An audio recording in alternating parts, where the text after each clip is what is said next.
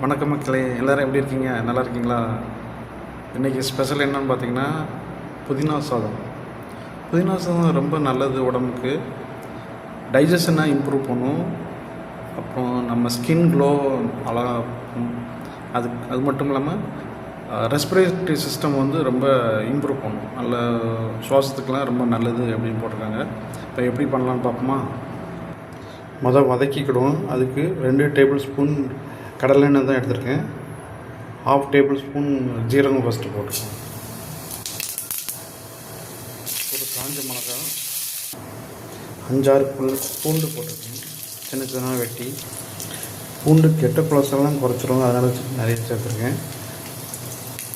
ஒரு பல்லாரி medium size cut பண்ணி வதக்கிடுவோம். வெங்காயம் ஓரளவுக்கு வதங்கிடுச்சு.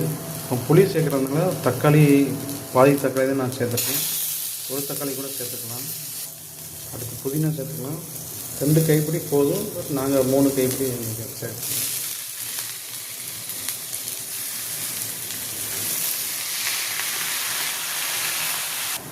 கோழிக்காய் சைஸ் புளி எடுத்துட்டேன். புதினாவை ரொம்ப வதக்குனிங்கன்னா அதோட வாசம் போயிடும். நான் லைட்டாக வதக்கிட்டு ஆஃப் பண்ணிடுவேன். மிக்சியில் அரைச்சாச்சு. உப்பு போட்டாச்சு. 1/4 டேபிள் ஸ்பூன் உப்பு போட்டிருக்கேன். உங்களுக்கு சுவைக்கு தகுந்தபோல போட்டுக்கோங்க. ரொம்ப அருமையாக வந்திருக்கு ஃப்ரெண்ட்ஸ்.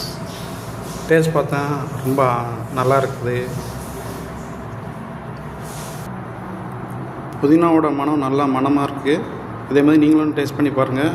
செஞ்சு அடுத்த வீடியோ பார்ப்போம் ஃப்ரெண்ட்ஸ். பாய், தேங்க்யூ.